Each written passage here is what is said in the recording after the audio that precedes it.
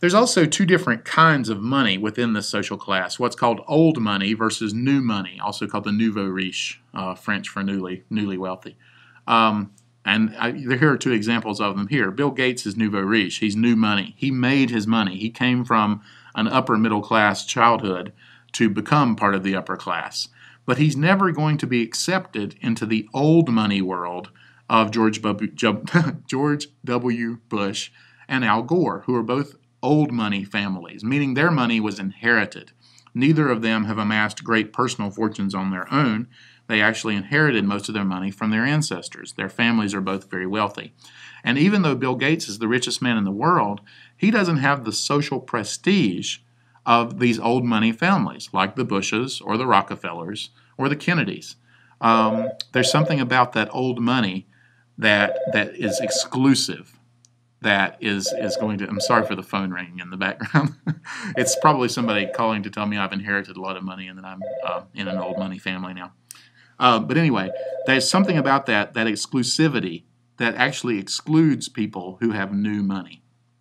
And so that's a basic division. And there's nothing you can do about it. Bill Gates' kids, since they inherit their money, may be accepted into the inner social circles that the Bushes and the Gores of the world inhabit, but he himself never will be. There's something dirty about making the money yourself.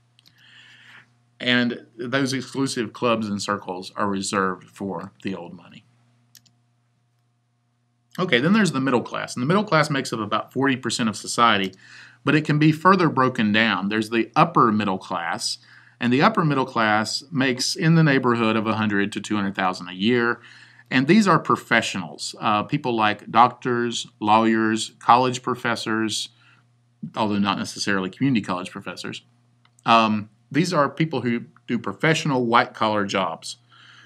About 2/3 of the people from this class, children, graduate from college. And that's important because one of the fastest ways to move up in social class or to get a professional job is through a college education. So it's important that these people's kids go to college. They have these high-status occupations like doctors, lawyers, professors, judges, etc. And that's what gets you into the upper middle class. And you have to go to a good school as well. Maybe a public institution, but a prestigious public institution, somewhere like UNC Chapel Hill or UCLA or Virginia, somewhere with a prestigious cachet that will get you these really good professional jobs. Okay, then below that class, there's the actual middle class, and this is people like high school teachers. They make for between $45,000 and $100,000 a year, although I know starting pay for high school teachers is not quite that. But they're generally, there's no better example of a middle class job than a high school teacher. You also could have a blue collar job, meaning something like being an auto mechanic or a plumber or a carpenter, and be in the middle class. But if you want to be in the middle class, you have to make enough money to be in the middle class. And so maybe just starting out as a plumber, working as someone's assistant or an apprentice or whatever, you're probably not in the middle class. But if you do well and you own your own business or something like that, then you've joined the middle class, even with a blue-collar job. These children of middle-class families have about a 50-50 chance to complete college, usually at a state school, because state schools cost less money. If you've looked at tuition, you know that. And so that's important because these kids have a chance to move up in social class or to at least stay middle class. But then how about the working class? This is about another third of the population. And working class jobs are also sometimes referred to as the lower middle class. And these are people who work for a living. Blue-collar jobs, somebody like a landscaper would be a working class individual. You make between $25,000 and $45,000 a year. You could also be in this class if, like, say, you're an auto mechanic working in someone else's shop, or if you are a carpenter, working on a construction team. These are working class jobs. Working in a factory would be a working class job. The problem with these working class jobs, you make enough money to get by. 25 to 45 a year will get you by. Maybe not a whole family, but it'll get an individual by. But you have very little chance to acquire wealth.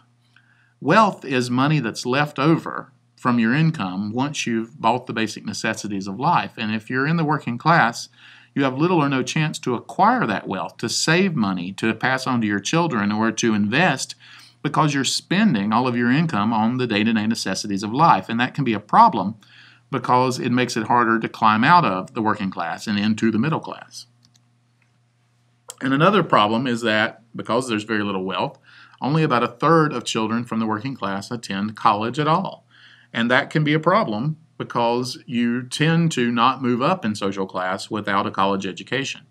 And so that makes children from the working class more likely to stay in the working class, or even to drop down to this class, the lower class, which comprises about 20% of the U.S. population. It's more common than that, though, in urban areas, inner cities, and in the southern United States. The numbers are actually higher in those areas of lower class people. This includes the working poor. In fact, much of the lower class have full-time jobs at places like this, at a fast food restaurant.